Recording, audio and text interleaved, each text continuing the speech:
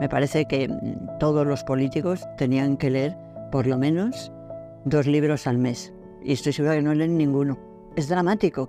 Estamos ante una clase política que no solamente es que se está reduciendo a no profundizar en lo que nos separa o lo que nos une, sino que se está exclusivamente especializándose en la descalificación grosera, mentirosa, etcétera, etcétera, sin contenido.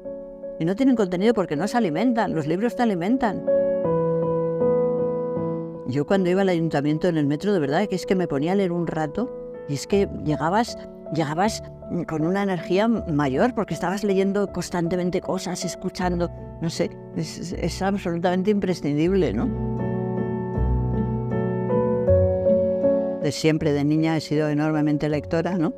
Y he disfrutado muchísimo con los libros, ¿no? Yo recuerdo que de los libros de pequeña que más me encantaron, pues uno de ellos fue Heidi, pero Heidi el de verdad, no el que después el japonés, sino el libro de Juana Esprit, con las imágenes antiguas del abuelo y la nieve y tal. Yo creo que cuando hablaba Heidi de ese queso caliente, es que parecía que me olía, ¿no? Me encantaba, ¿no? Me ha gustado leer muchísimo, siempre, siempre, siempre, y nunca he dejado de leer.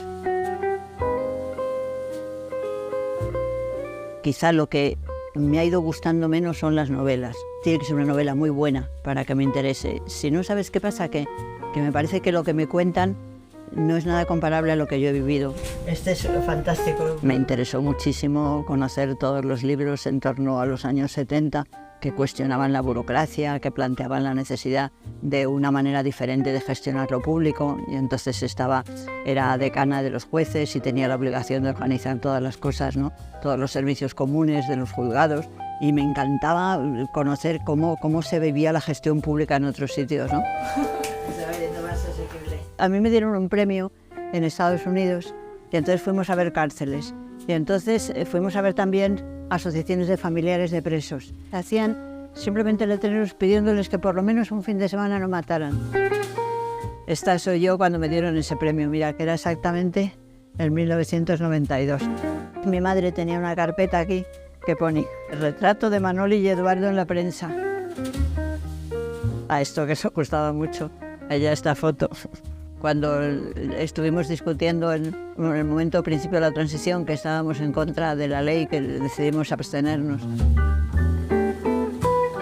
Luego me ha encantado toda la vida la historia, en las biografías. Me gustan también mucho los libros de dibujos, los cómics. Hay un libro que he hablado muchísimo de él porque me parece interesantísimo, que es un libro sobre la infancia del que fue uno de los médicos y cirujanos más importantes del siglo XIX, Federico Rubio y Galí, ¿no? Entonces él a los 65 años está en una de las fincas que tiene y escribe por qué él es como es. Y a mí eso me parece preciosísimo. Me gusta muchísimo, fíjate, las infancias, porque es cuando se forma una persona, ¿no? Mira, hay unos libros africanos sobre las infancias que me gustan muchísimo y cuando me cae alguno lo leo, ¿no? Explican cómo era un niño en África a principios de siglo o después, ¿no? No, es una preciosidad. Mira, esto es una historia que tenemos con amigas.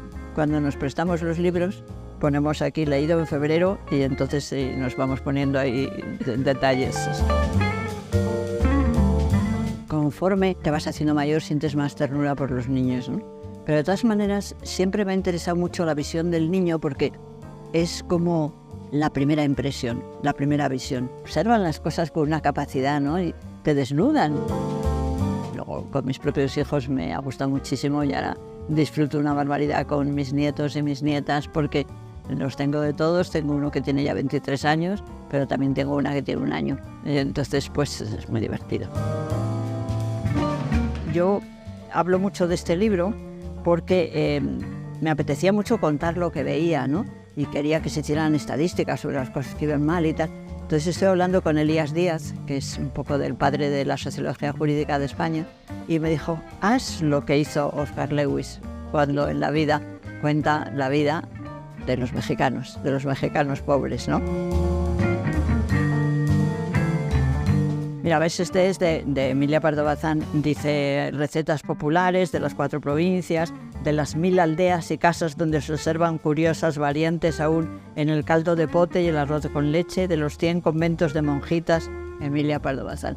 ¿A ti te gusta mucho cocinar? A mí sí, muchísimo también. Relaja, ¿no? Bueno, una barbaridad. Y inventar.